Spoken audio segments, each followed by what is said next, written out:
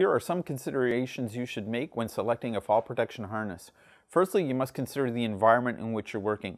For example, if you're working in an electrical environment, you will want to consider the material that the harness is made out of, for instance, Kevlar or Nomex.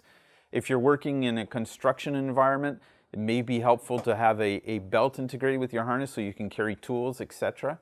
If you're confined space entry, you may want to have a rescue configuration on your harness. So it's important to consider the environment. Secondly, it's important to consider the configuration of your harness. For instance, I just mentioned confined space. You'd want to have the shoulder D-rings on your harness for rescue if that's required. If you're working in the construction industry, you may want to have the lateral D-rings for positioning when you're working, for instance, an iron worker, etc. So considering the configurations and the type of job you're doing is essential in selecting your harness. And finally, the frequency. If you wear a harness, for instance, once or twice a month, not necessarily important to have a very extremely comfortable harness. But if you're working with your harness in a daily mean, you may want to have a harness that's configured with a lot more padding and a lot more comfort.